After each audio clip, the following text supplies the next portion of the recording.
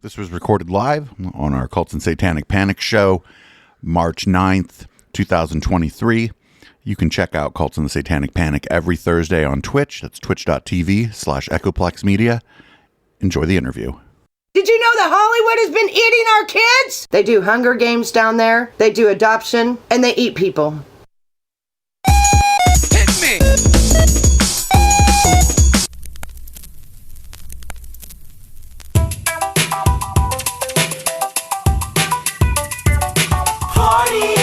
Church of Scientology.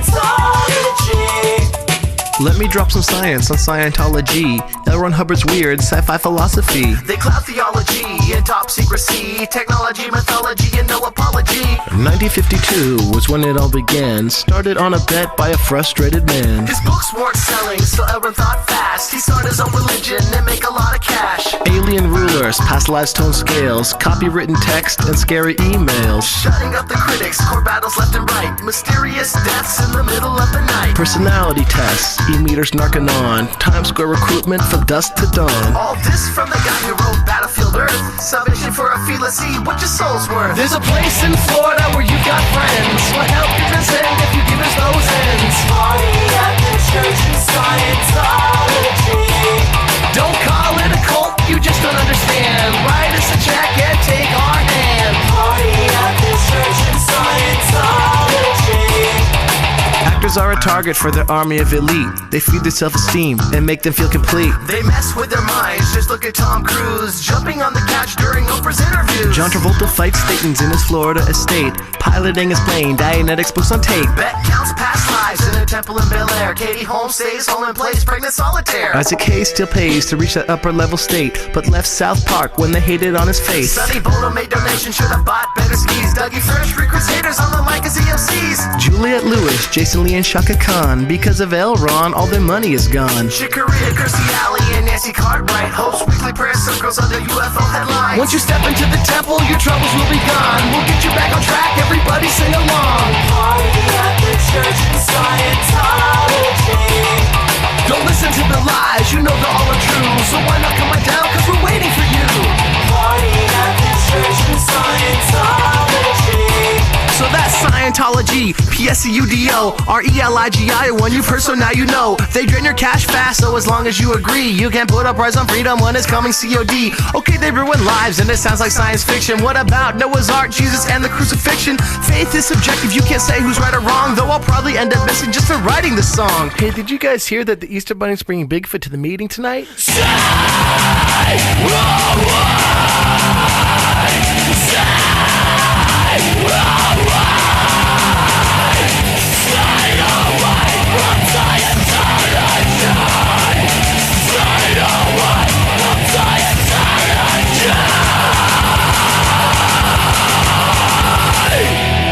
Hey everybody, welcome to Cults and the Satanic Panic. We have something a little different for the first hour tonight. We have an interview with Fearful Jesuit of Paranoid Strain. How you doing? Hi, I'm doing well. Thanks for having me. Oh, thanks for coming on. This happened pretty quickly. Usually when I try to get an interview with somebody, it takes weeks or even a couple months to happen. And you're like, no, I want to talk about the Satanic Panic and I want to do it now. And I appreciate your enthusiasm. Well, your timing was excellent because I just got done with what ended up, my show is done in half-hour segments every couple of weeks that eventually turn into one big, long show when I finish them. So I'm about 20 episodes into what will eventually be like probably a 14, 15 hour single show when I put it out as one piece on the origins of QAnon. And I ended up doing something like 3.5 hours just on the origins and impacts of the Satanic Panic, which to my mind, directly leads into QAnon and a lot of their biggest crazy ideas. Yeah, before we get started, can you tell everybody a little bit about the Paranoid Strain? Oh, sure. So I've been doing this show since about 2017. I happened to launch a conspiracy theory show right as the world went nuts. I'm not sure how I got that timing down, but essentially, I think of my show as a show that explains conspiracy theories and their popularity and the mindset of conspiracy theorists to normal people. So if you've wondered why the guy down the street from you believes such batshit weird stuff, I'm your guy. And so I just sort of take a topic and wring all of the juice out of it over the course of however long that takes, and then move on to the next one. So I did about a year on the history of secret societies, which are that's kind of like the basic curriculum for understanding a lot of conspiracy theories. And this year, like I said, I'm doing the origins and impact of QAnon. And I think the next big series, I'm going to do a little bit on music conspiracies like Paul is Dead and that kind of thing, just as a palate cleanser. But then I'm going to do what may be an even longer series on the whole concept of UFOs and like everything that means, that I think I'm calling unidentified objects. But anyway, I'm still cogitating on that. That's going to be the next big one. That's cool. It's my stuff is all like single episode out. You could like pick up one of mine. I think I picked up your podcast. Maybe I caught it like on the third or fourth Satanic Panic episode. And I probably just looked for stuff about the Satanic Panic because I was looking for like other people's takes on it. And I think I just looked it up on Spotify and found it. I don't think I was like recommended by anybody. We got a fan already of yours in our chat. Chat. Mercer B is like, Paranoid Strain is really good. I can recommend. Oh, thanks. That's very kind. So so my show is anything but live and anything but spontaneous. I do a lot of research. The whole thing is scripted. Like I've got a Google Doc right now that is all of the QAnon shows, which is around 186 pages. It's just a rolling document that I add to as I create new shows. I realized when I started the show that a lot of podcasts are middle-aged white guys showing you how smart they are. And I definitely planned to do that with my show. So I figured they would be smart if I had someone else on the show who kind of could take the piss out of me. And so even though the show's scripted, I actually have a very kind friend of mine who is a lady who is known as Dana Unicorn, and who, even though she's reading the lines that I wrote, she's usually trying to puncture some of my more lofty pronouncements and assumptions. So that's sort of the style of the show. It's got its own whole sort of there's a whole sort of menagerie of weird stuff around the show that if you've been a long time listener, you expect. There's like little character drops and things like that occasionally happen. But it's basically a show explaining conspiracy theories. And like our show, music plays some role in your shows, which I noticed real quick. And I was like, that's cool. Because I like a lot of shows, like they have a little theme song or whatever, but like otherwise music really plays no role. And there's definitely music plays a role. I think you were saying beforehand that that there's a small musical piece written about the subject matter for basically every show you put out. Yeah, I think there were 3 or 4. So our band leader is Daniel Arizona. Everybody on my show has a pseudonym, by the way. We're all anonymous. But Daniel Arizona writes basically all of our songs. And so, yeah, usually there will be new songs for every subset of the show. We're actually running through a period where I don't have them for a couple of episodes because we're doing a massive musical project that you and I were talking about offline that I'm not announcing yet, but that is coming out in the next couple of months. That is going to be, it's by far the biggest thing that I've ever worked on. And I'm real proud of it so far. So I'm looking forward to sharing that. And we're looking forward to having you on maybe our local music show to talk about it when it's done. So that sounds great. Yeah. So that's real cool. And I do hope everybody that's hearing this goes and checks out your show. Just for anybody who's listening on either the Plex feed or the Intellectual Dollar Tree feed, this is being recorded on a Thursday night during our Cults and Satanic Panic show that's live on Twitch. Does not go out as a podcast. Sometimes bits and pieces of it go out on like Odyssey, or if I'm feeling daring, maybe even YouTube. But you should definitely check that out. I thought this would be the best match for the Jesuit. And I was wondering, are you actually a Jesuit? I am not. I was raised Catholic, but that is actually that is one of the pretensions that I was alluding to earlier. That is actually. It's an allusion to Ulysses by James Joyce. So one of the characters refers to the other one as a fearful Jesuit. And that same buddy, Daniel Arizona, used to use that epithet for me when we were in college. And so that's how I was. That was my handle online before I started doing the show anyway. The conspiracy theorists love that, right? Yeah. Well, that was one of the things when I was doing that Secret Society series, as a guy who was, I mean, I'm not Catholic, but I was definitely culturally Catholic, right? And going through all of the history from the Templars to the Cathars to the Rosicrucians to the Masons to the Illuminati, the bad guys in every single story is the Catholic Church. Every single time. Yeah, it's like almost Catholic never Church. the secret society that's the bad guys. Well, I mean, there's a lot of hate. I mean, trust me, I could talk about this for a long time, but yeah, like the Cathars were basically just, sort of like Latter-day Gnostics who were basically minding their own business, and the Catholic Church just went in there and just destroyed all of them, leading to a lot of conspiracy theories around that. The Rosicrucians there were Catholic versions of the Rosicrucians, but they were to a large extent a reaction against sort of the mysticism of the Catholic Church. The Masons are famously anti-Catholic, but that's for pretty good reasons because the Catholics wanted to like destroy them. And the Jesuits were almost kind of a secret army of the Catholic Church. I have thought about doing a show just about the Jesuits at some point down the road, because that's a very interesting topic as far as I'm concerned as well. What's always struck me as strange is the Jesuits have some pretty damn good universities. My God. Oh yeah, no, they're super smart. They're largely, I think at this point, they're kind of a force for good. They're some of the more progressive and you'll find some of the more progressive and liberal aspects of the Catholic Church within the Jesuits, and they're certainly, the heavy emphasis on education. But at the time, they were really kind of the strike force of Catholic doctrine, and they were designed to crush the arguments and, if necessary, the bodies of the Protestants. So, it was no bueno for a while there. Well, every group of people large enough's got its own skeletons, right? Absolutely.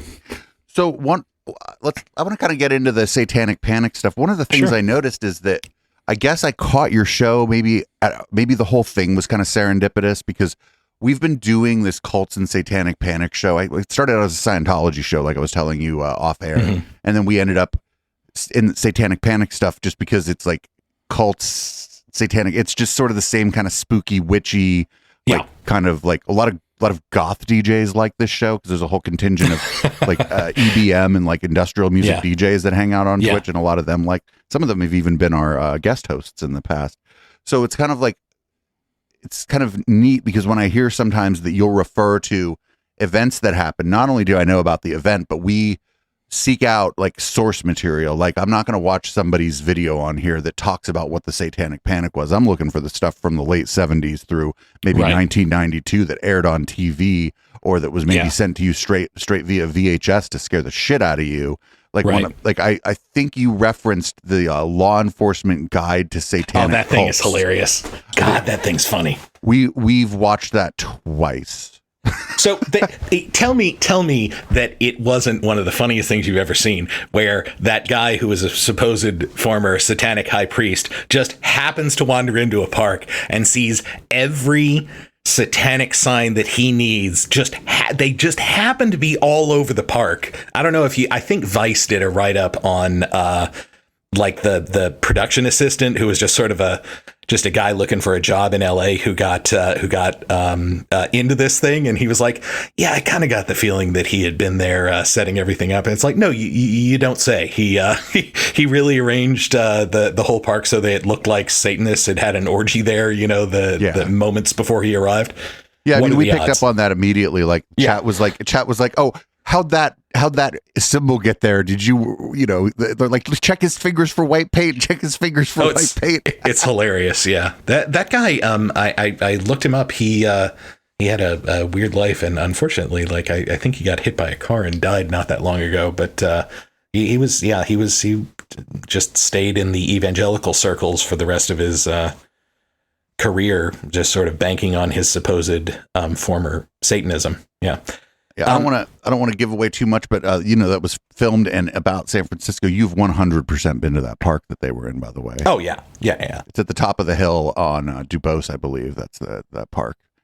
Yeah, not mistaken. I believe. Yeah, that was the one that I thought it was. Yeah, it's either that one or it's maybe when you're going from Market to the Haight at the very top of the hill. There's a park there too, but I think it's the one at the top of Dubose because I've spent a lot of time there consuming cannabis in my youth. And now I just do it at home like an adult. But yeah, California. There were some other. There were, you of course you couldn't go through that without bringing up the book Michelle Remembers, and we had gone back and watched some of the stuff. The problem with that stuff is I have to absolutely pre-watch it before I air it here on Twitch, because not only does some of the imagery in it maybe run foul of the terms of service here, but there's also just some kinds of energy I don't want to put out there in the world. Yeah. And some of it's gnar. Some of it's pretty gnar.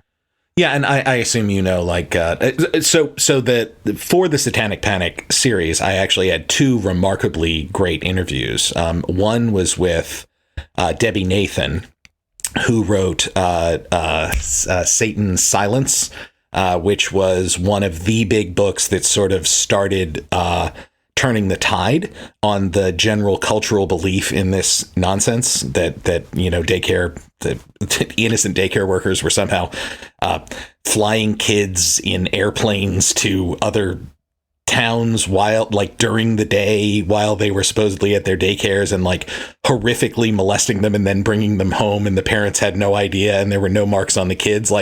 She was one of the first journalists who really started arguing against this, and it was a very sort of perilous position to be in, because all the DAs and everything were like, oh, so you're objectively pro child rape, and she was like, no, how sometimes history doesn't just rhyme, it's the same song.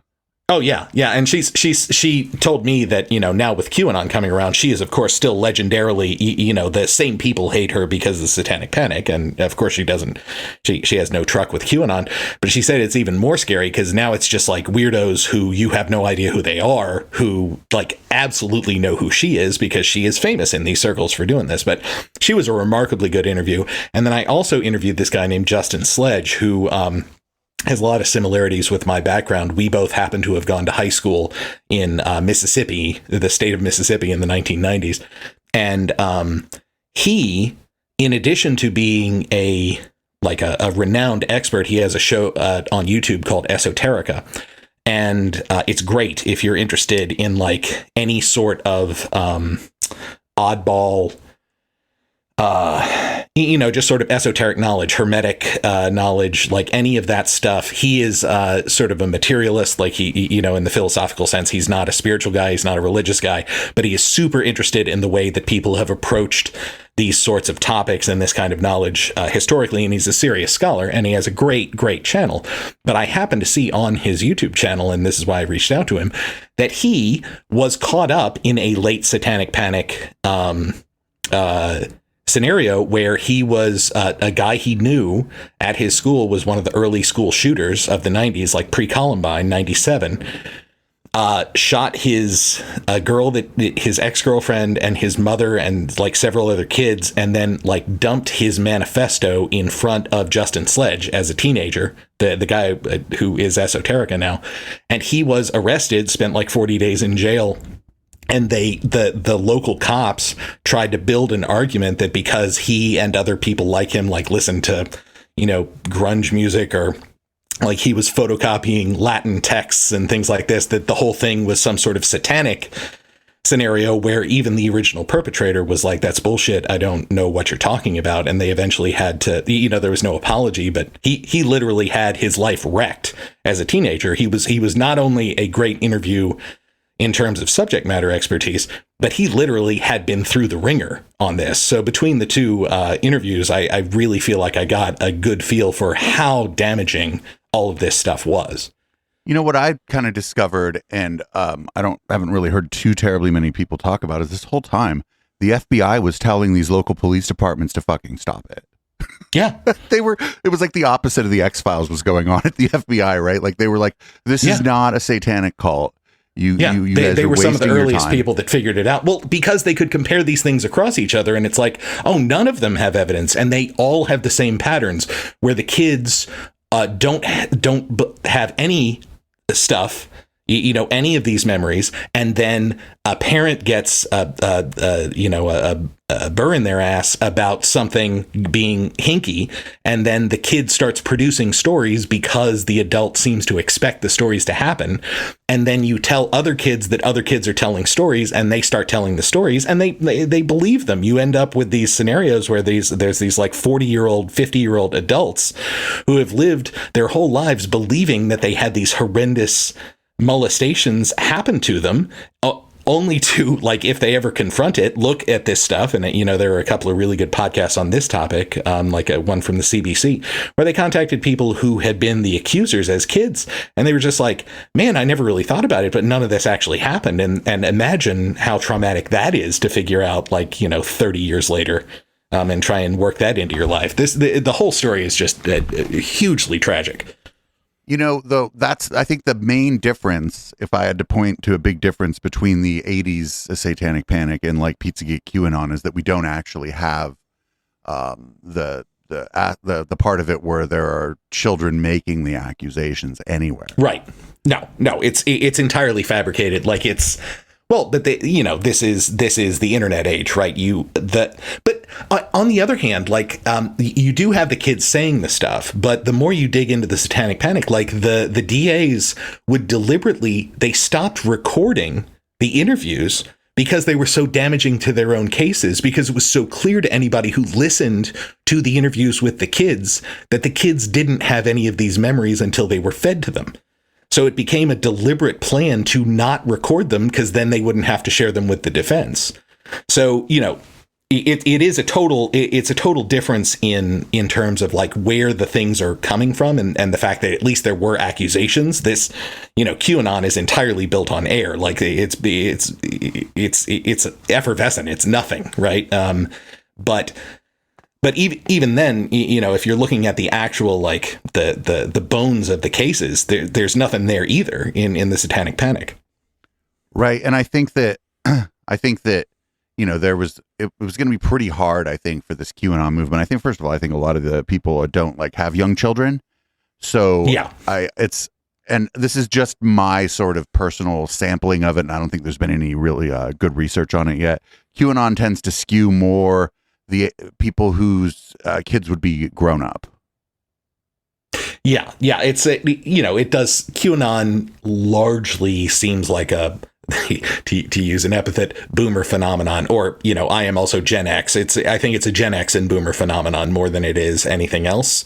There are young QAnon influencers, and one of the things that I think is most interesting about that, and I plan to hit this toward the end of this series when I catch up on all the QAnon stuff since the last time I talked about them.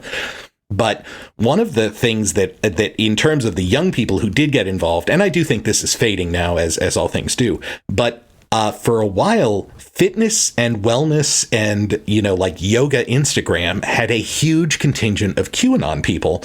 And it was weird how it was a carryover where some of them very cynically, and there's a lot of cynicism among a lot of QAnon people, I find, it was a cash grab. It was like more views, more clicks. So if you were trying to start out as a fitness influencer, throwing some QAnon stuff in there was a good way to get a larger audience. And so that essentially sort of spread it through that channel, Yeah, Julian and Matt, and I forget the other guy over at Conspirituality. Their whole show's based on that phenomena, essentially. Yeah, that show's real good. And I kind of knew what was going on. I think Instagram's a big blind spot for me because I just can't stand it. I don't know why. So yeah, I'm not on Instagram either. I'm unfortunately, my very onlineness has me completely addicted to Twitter. I just could never quit Twitter, but it's good for this podcast if I'm on there throwing bombs and stuff. One of the big things that was similar, if you remember, they were after the McMartin thing ended and before they tore the school down or whatever, there were people there digging under the school looking for the tunnels. Do you remember that? Yeah, so I actually had a bit of follow-up about that. So that was a former, big-time guy in the FBI whose name is escaping me right now, but he had decided, I think that's right, yeah. That guy, the guy that went complete, satanic panic, just... Yeah, absolutely I'm trying to think of a parallel today. I guess I can't really, but yeah, somebody who threw away any credibility they had. Yeah, I think he was also Gunner's general.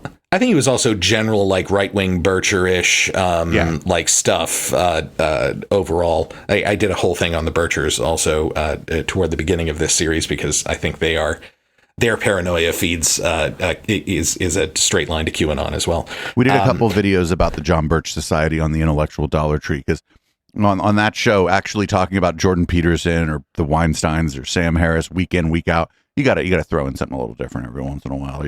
Yeah. Well, they're interesting. Bob Welch, there was a really, I interviewed the guy who did the latest biography on that guy. And that was a man who stuck to his guns. Like, say what you will about him. He was not a cynic. He threw basically a large fortune,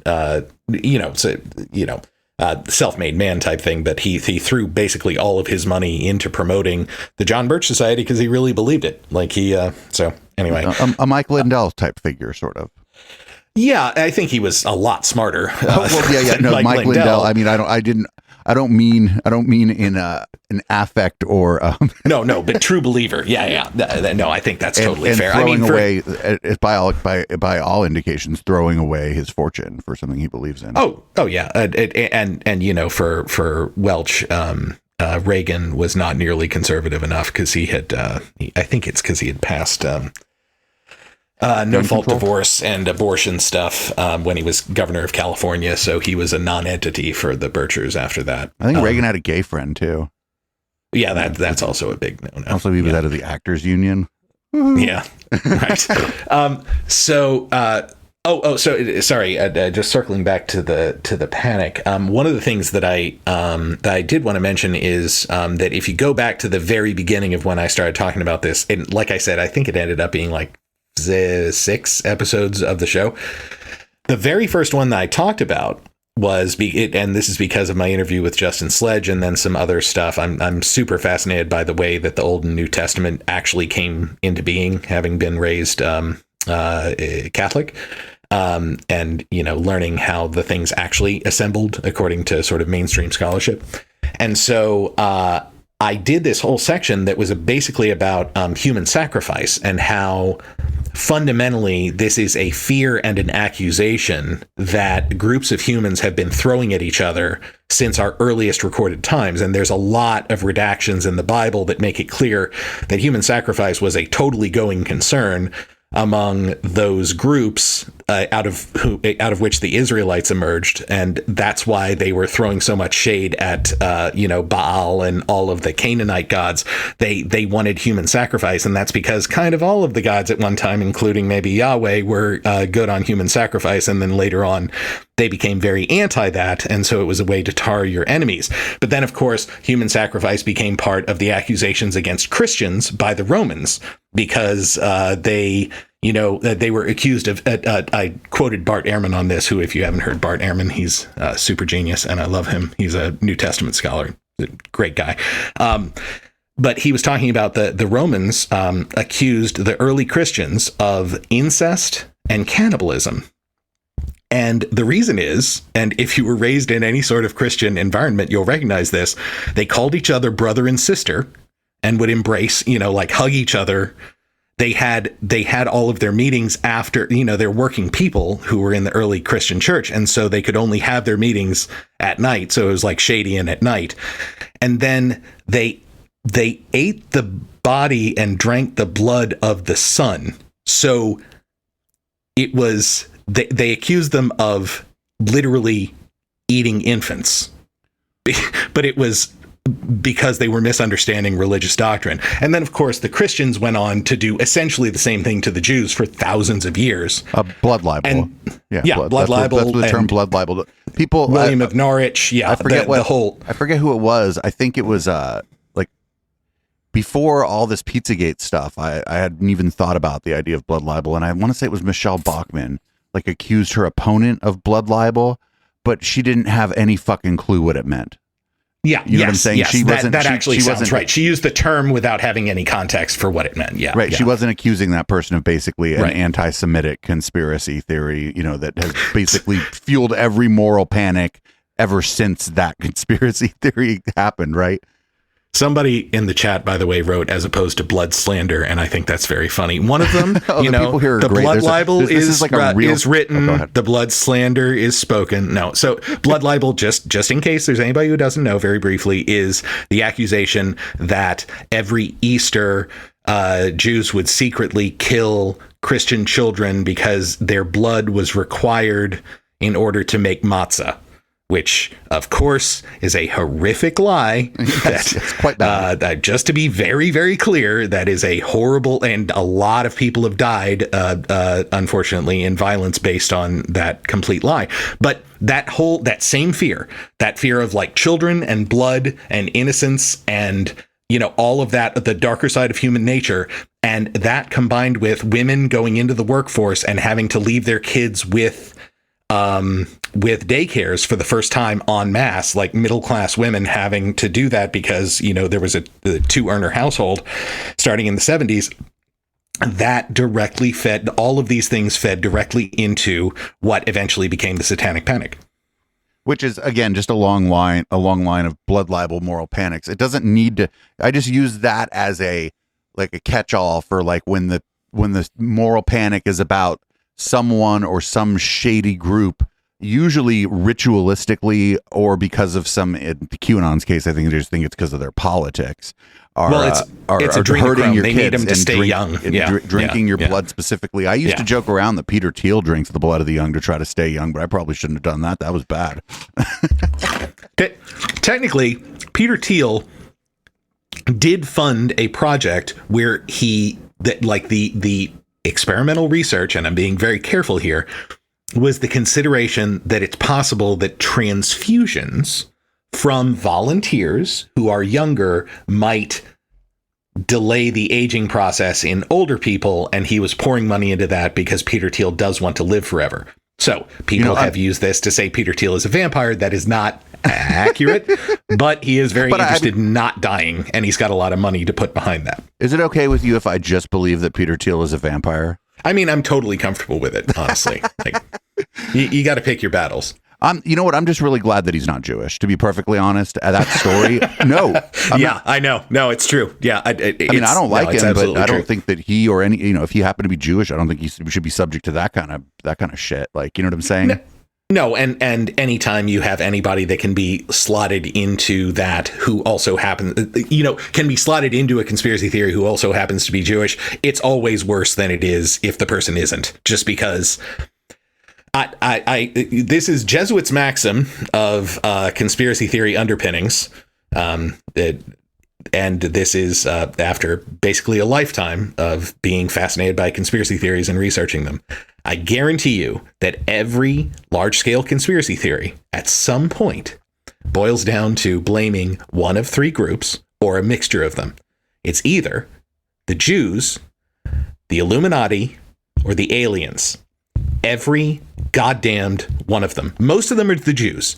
And sometimes those are aren't mutually exclusive either. Oh, no, not at all. Those three groups could actually just be the same people for all you know. Yeah, well, so you and I were talking about Bill Cooper earlier, the famous conspiracy theorist, offline, and he was a big believer in the protocols of the Elders of Zion, but he was one of those people who insisted this is not about Jews. He was not, to his credit, there are some questionable things he said at various points because the guy was very angry, but he didn't seem to be in his heart an anti-Semite. But he did love the first full show I ever really did was on the Protocols of the Elders of Zion. And that is the book that that is the conspiracy book. Like it is the perfect conspiracy theory book, which means that even conspiracy theorists, and they're a smaller number than would be ideal, who aren't anti-Semites, many of them still have to embrace the protocols and say it's not about the Jews, it's about this other group, and it's just been wrongly assigned to the Jews, because it is such a perfect encapsulation of the conspiracist mindset that they can't not use it. Like, if you're a conspiracy theorist and you think that way, this is a perfect distillation of what you think is going on, whoever you want to blame it on. And it's usually the Jews. It's usually the Jews. Do you know about... There's this guy named Stephen D. Kelly. Did you come across him in any of your looking into QAnon? I'm trying to think. The name sounds vaguely familiar, but he does a thing called Truth Cat Radio, but he's the big proponent of the idea that there are tunnels under the Getty Museum. Oh, no. So I have heard the tunnels under the Getty Museum theory, but I'm not recognizing this guy's name. I'll have to look into him when we found him way before any of this because he had like a whole chemtrails arc, and so we were like making fun of him for that. So like chemtrails is on my list of conspiracy. Like, if anybody's going to believe any conspiracy theories, that's one that I would prefer they believe, because nobody gets shot over chemtrails. You would think so. Well, I don't know of anyone who's gotten shot over chemtrails. Literally people attacked meteorologists. Oh, Jesus. Sorry, I didn't turn those up during my research, but of course I should have thought that. You really want a downer view on the chemtrails scene. You should have me on your show to talk about chemtrails. We've been following this cast of characters for a long time with them, and you would think that they wouldn't be dangerous, but the problem is there's it's like a limited audience, and it's a big clout chase for the people who are creating the content. And so in that case, as is always the case, they just all keep upping the ante. And so a lot of them got sucked up into QAnon. And I think chemtrails sometimes is the top of the funnel, actually. Do you know what I'm saying? It's that makes sense. Like for a long time, at least, JFK assassination theories, which many totally reasonable people believe JFK assassination conspiracies. I do not believe any, and I believe Oswald shot him with 3 shots from a book depository. And in case you're wondering why I think that, there's a 3.5-hour show in my feed that explains it in excruciating detail. So, but I've seen the X-Files. I know it was the smoking man. Of course, it was the cigarette smoking man. As far as chemtrails go, I put my show out back in 2018, and I bet that since then, with the sort of, militarization of all other conspiracy theories, it probably has gotten a lot, harsher than it was back when I looked at it. So that's been our main, it's been our pet conspiracy theory. And I think it's because the people in that movement are pretty good rattles. It's like, if they hear you're talking about them, they'll immediately do a video about you. And I like that. I'm here for that. But, sure. What actually happened was right around the time that QAnon showed up, the chemtrails movement sort of died out. I think that QAnon, the content creators weren't able to get enough views or, people to join their Patreon. And so they kind of stopped making any money at it. And I think Q just kind of sucked up all the oxygen in the room. And now that Q's kind of dying out, we're noticing 2023 is going to be the year that chemtrails come back. And QAnon is dying out, but that was actually kind of my thesis going into this series on Q, is that, when it is vital, QAnon has a unique ability to eat other conspiracy theories. Like, it can just swallow them whole and make them part of the QAnon. It's like the Borg from Star Trek of conspiracy theories, because it's so eminently flexible, because it's complete horseshit based on absolute nonsense that only you have to be real dumb to think QAnon, the some of the core things that QAnon believes are true. I have consistently said flat Earth is the dumbest possible conspiracy theory, but QAnon is right up there. Like the adrenochrome out of kids, that's just blood libel. You know what I'm saying? Yeah, of course. But so I saw I went down an interesting thread that apparently a lot of them got this whole idea from the film, probably because they probably didn't read the book, of Fear and Loathing in Las Vegas. Yeah. Because that was the mainstream mention of adrenochrome, and that does have the bullshit version where you get it from a scared, person right before they die. But that, of course, was written by Hunter S. Thompson as a sort of satire of, the drug culture and everything else. And anyone who takes that as literal is crazy. I did use as an illustration. Oh, it's fantastic. Terry Gilliam, just an unstoppable machine there for a while. I did illustrate what I believed the QAnon people thought this project was like, using the audio from the Dark Crystal that scared the shit out of me when I was a kid, when the evil Skeksis guys suck all the life force out of that little innocent podling guy, and it goes into a tube. And even just the audio of that was enough to give me nightmares afterward when because man, you see stuff when you're a kid, it just sticks with you. If anyone else knows what scene I'm talking about and saw it as a kid, that one will fuck you up. Like they're just sucking the life force out of those puppets. It's very upsetting. What movie? I saw this thing called The Secret of Nim when I was a child, and it traumatized me. Did you ever see that? Oh, that one's also terrifying, yeah. I don't know why they showed that shit to children. The big mean rat fighting with the sword, yeah, that scared the hell out of me. Well, you and I seem like we might be similar ages. So. Yeah, we probably are. And it was just the darkest fucking movie I've ever seen. Oh, yeah. Anyway, I wanted to kind of get to, like, you know how we were saying that QAnon is sort of dying, and maybe I kind of glossed over my view on that because people in chat they're being nice tonight because there's a guest here. But I don't mean that it's gone. In fact, I kind of think that it kind of splashed out over society in a way, so it's not as deep anymore, and people don't have to believe in like all of the weird esoteric lore, and some of the core ideas of it now are so far disconnected from what was written on 4chan by whoever the hell wrote it on 4chan. And now it's manifesting itself, unfortunately, in yet another moral panic. And this time, not this time, again, it's about people like me, queer people. Yeah.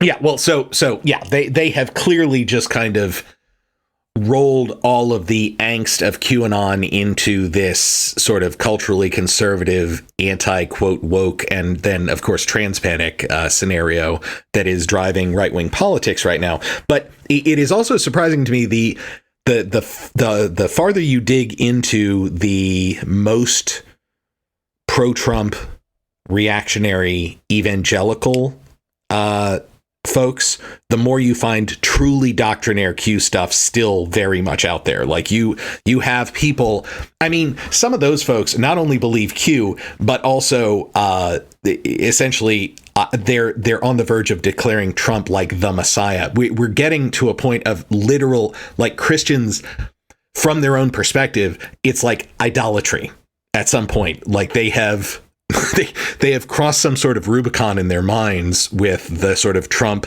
worship.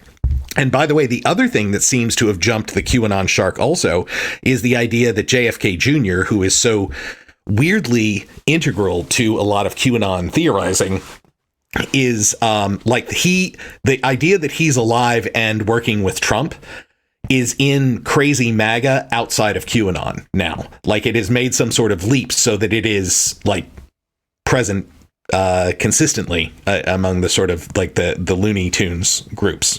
And it's so crazy because that guy was like old money, very liberal. That guy probably fucking hated Donald Trump. Oh, of course he did.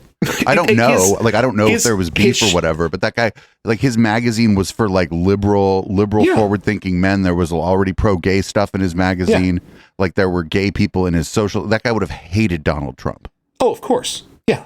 But so this tells you a lot about who the ideal target QAnon viewer is, right? It's a person who, when they were a kid, looked up to John Kennedy. So that makes that person a certain age, right? Right. You're basically talking boomers there, and then who have become extremely conservative in their later age and are therefore recasting the legacy of the liberal, president that they loved in their youth with this imagined, reincarnated version of his very handsome son, who somehow has adopted all of the same prejudices and political viewpoints that they themselves have over the course of their decades of getting more conservative. Like, it's a really weird scenario. I'm not going to lie to you. I think it's delicious. Like, I'm here for it. I'm here for it too. I just lap this stuff up. I don't know what's wrong with me, but you do your shows about Scientology. Back when I was in college, we ran an independent humor magazine at my university, and I did a cover story on Scientology back when there was no internet, and it was just the books that were coming out, like Clear Blue Sky and some of the early exposés. I've interviewed John Atack, the author of that book. I've interviewed him Oh, really? twice. Yeah. Yeah. He's a great get. If you do Scientology on your show, hit me up. I can. Yeah, I've never quite known whether to think of Scientology as a conspiracy theory or not. It's I mean, it's a scam and it's a religion, and those things are certainly not mually exclusive. But the songs about it would be amazing. Yeah, that's definitely true. But like, I try and stick to a fairly strict definition of what I'm going to do as a conspiracy theory. Though on the other hand, it is my goddamn show. So when I get a burr in my saddle, I just do whatever I want to. So for example, if you go back through my feed, there are 2 episodes. It's 2 of my favorite episodes that I call the reality shows, that are essentially, since I think of my show as defense of reality against all foes, foreign and domestic, I did 2 shows that were about how little we actually understand reality, because I figured that would be an honest way to deal with that topic. And so I did, like, sort of the way that science and philosophy have dug and farther and farther and farther and gotten farther and farther from understanding what reality is at like a basic level. We don't really know. And then I did a follow-up episode that was essentially concerned with Philip K. Dick and his experiences with Velis and Gnosticism, which if you're not familiar with those things, it sounds like they would be very much up your alley. And also just sort of a history of Christian Gnosticism. So those are also in the feed if you want some non-conspiracy theory content from my show. Yeah, and I think that Scientology is just one of my, if you met me at a dinner party, you at some point I would make some crack about Scientology. Like it's just who I am. I find it fascinating. I really do. Like it is super interesting. It and Mormonism, I think, are very, very interesting because to the people who aren't in them, they seem so easy, so absolutely risible, so easy, just like a house of cards that instantly falls apart because they were invented in an era of mass media. And all that shows me is that if you dig far enough into any of the major faiths and you go back to the actual point where they were incepted, I guarantee you they looked pretty ridiculous until they got established, right? Like what's that old joke? I think a cult becomes a religion when they kill a few million people and force their beliefs on a few million others. Exactly. Yeah. Yeah. So let's hope that never happens for Scientology. That's all I'm saying. Yeah. I'm not interested in worshiping Xenu or fighting Xenu or whatever. I know he's the bad guy, but what, like, he's 75 trillion years old. How are you going to beat Xenu? Like, so there's a really interesting piece of content that we ran here, but we also ran it on our show about the intellectual dark web. And it's the only interview that David Miscavige, the leader of Scientology, ever took. And it was with Ted Koppel. And Ted Koppel kind of stuck it to him. Did he mention Xenu? I don't think he did. And I think this was from like 1991. So it was before all this stuff about it hit the mass media. But it was great. You can find it on YouTube. I recommend it to anybody because of course. Some of the sort of ways in which David Miscavige would try to shirk off questions and act like he was victimized by even asking the question at all. Like a conspiracy theorist will use that tactic. People like the intellectual dark web people will use that tactic if they're criticized. And it was just kind of neat to look back and be like, I see shades of what this guy is doing in other things that we talk about. It's kind of neat. Like nothing's really new. It's kind of crazy. Oh no, that's that I think St. Paul did get that one right. Everything's done under the sun. I think I actually quoted Pink Floyd instead of St. Paul there, but it's the same concept. So no, it's all cyclical. And the more that I've done, the more that I've researched these topics, the more I've discovered that. I mean, sovereign citizens are coming back. They kind of faded for a while there, and they seem to be coming back in force now. Or at least there's a lot more content about sovereign citizens on YouTube, I find, than there was like pre-pandemic. We cover the most batshit sovereign citizen. Her name is Lenka Koloma. She was. I love Lenka Koloma. Oh, she's the one who refuses to pay her parking tickets. Yeah. No, she's like on the run now. You know that, right? She's on the run. No. I'm not up to date on this. I'm sorry. People, because she might be basic. My chat was like, live, laugh, lay low. Well, no. What happened? She went. Did you see the meeting she had with Mr. City of San Clemente? Yeah, I saw her demanding to talk to Mr. City of San Clemente. Oh, she got a meeting with not Mr. City of San Clemente, but with some lawyers or people from the fucking DA's office or something. Is this all still just the parking ticket she won't pay? Yeah. Yo, it's so funny. My co-host, Media Wench Ashley, does just such a funny impression of that lady. But she's like, I don't know. I can't tell where she is. She's with some biker guy. Like, if you went and watched a YouTube video of hers, you'd be like, what the hell's going on? Well, I think she's on the run for her because she didn't pay her parking tickets. Oh my God. Like, what? How many videos can you see of sovereign citizens just turning very simple traffic stops into traumatic taser and like window break scenarios before, like, why would anyone be attracted to that? It's like, yeah, I want to do that. I also want to be dragged out of my car on some bullshit. I think it might be the same reason people are drawn to cults or conspiracy theories. I know something you don't know.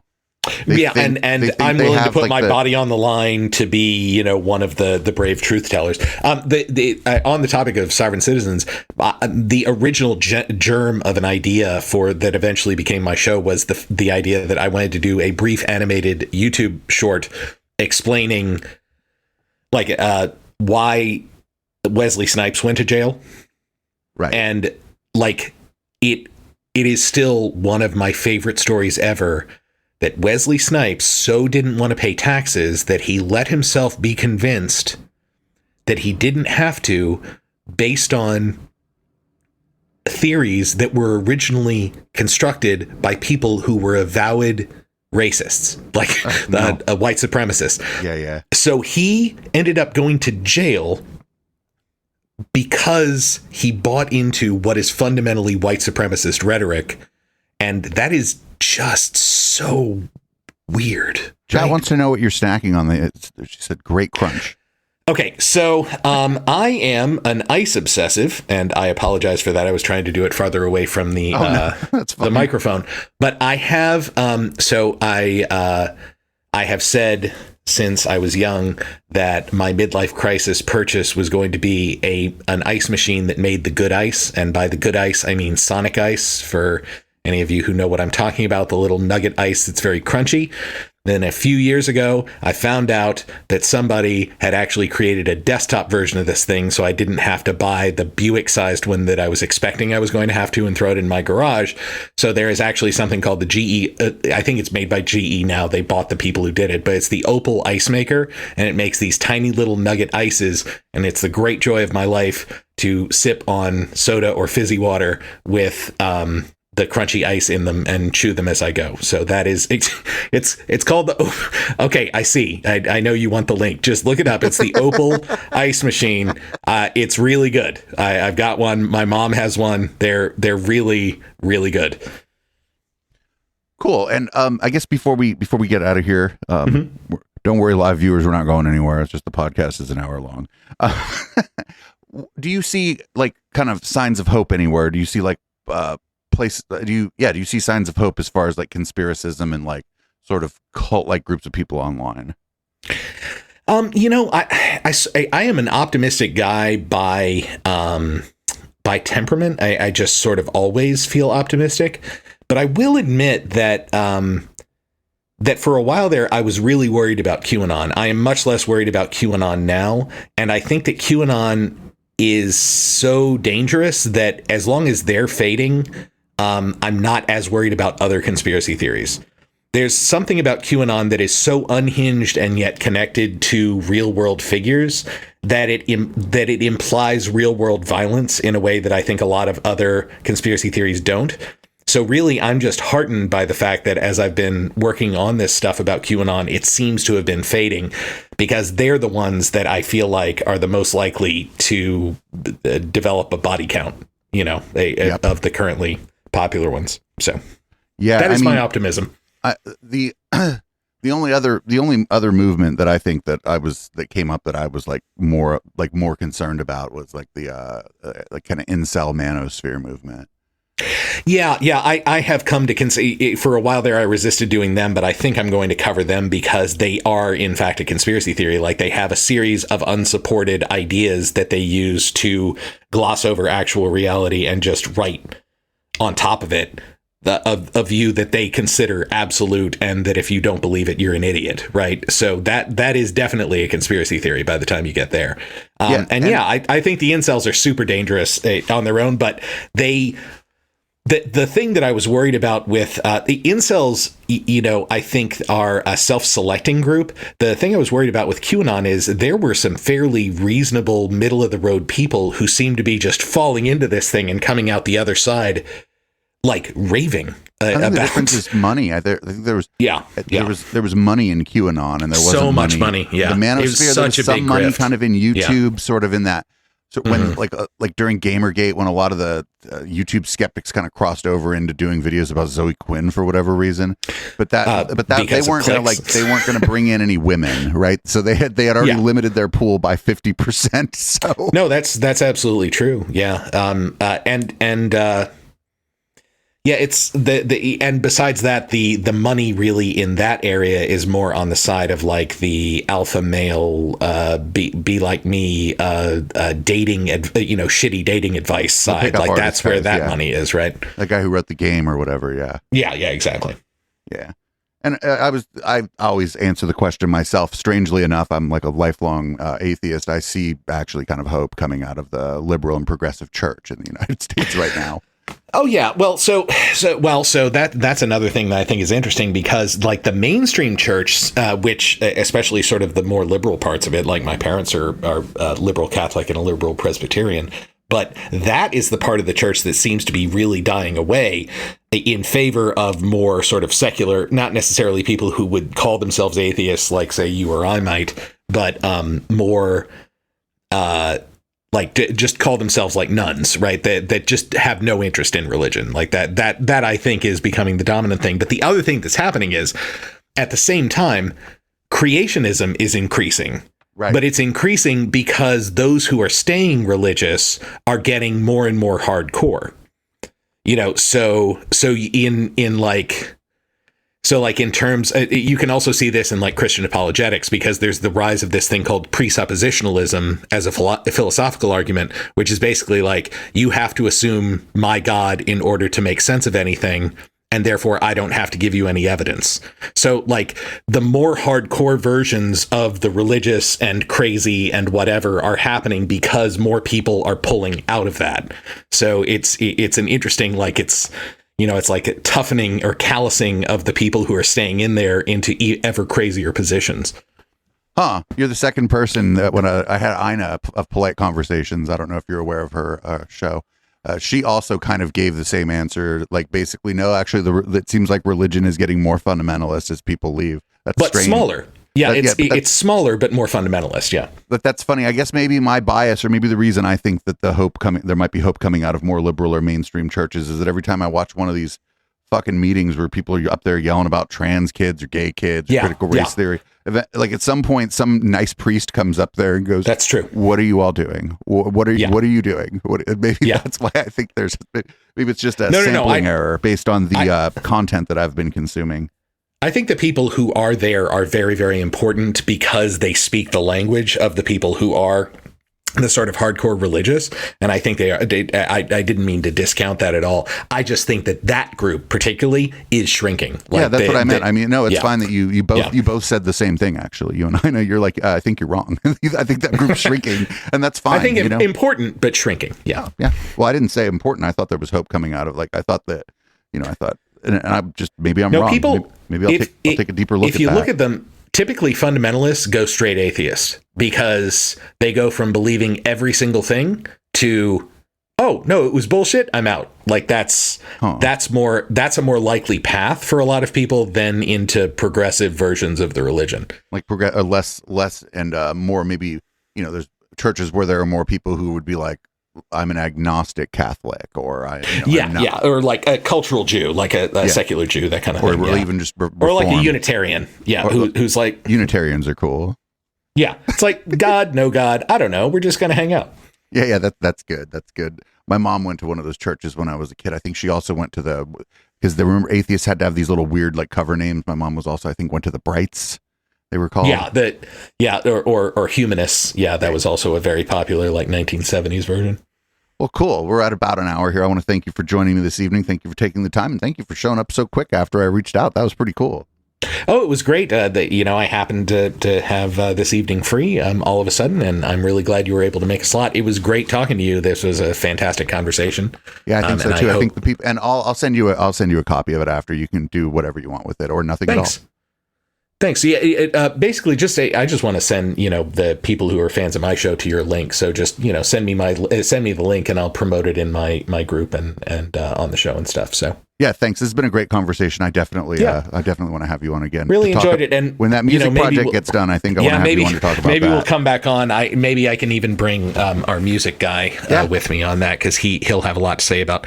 This is a guy that I've known for like 30-something years, and he has just jumped a couple of levels in terms of songwriting. I'm really impressed with the way he's putting stuff together. So, well, if you're a Bay Area musician, I have incentive to keep in touch anyway. So, yeah. Speaking of Bay Area really musicians, nice talking to you. It was great to talk to you. I'll talk to you again soon. Speaking of Bay Area musicians, this is Satabria. This song is called "Break the Universe." Take a quick break, and I'll come back, and I don't know, we'll watch something terrifying on YouTube, Odyssey, or some other website. Thanks again for joining me.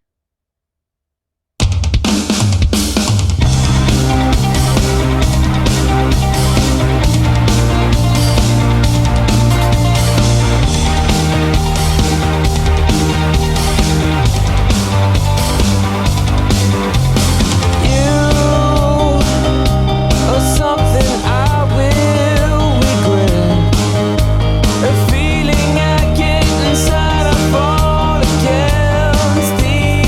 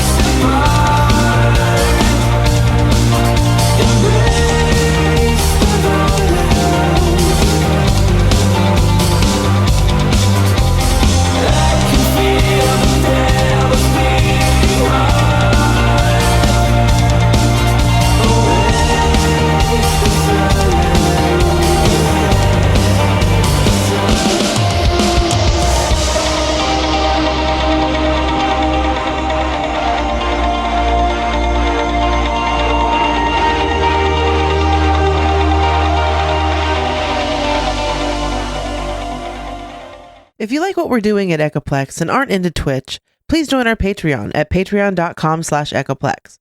For $5, you can get every show from beginning to end sent to you as an MP3, even the stuff we bleep out because it's too spicy for Twitch. Echoplex would not be where we are today if it wasn't for the community support we receive. Find out all the ways you can support the show at echoplexmedia.com/support.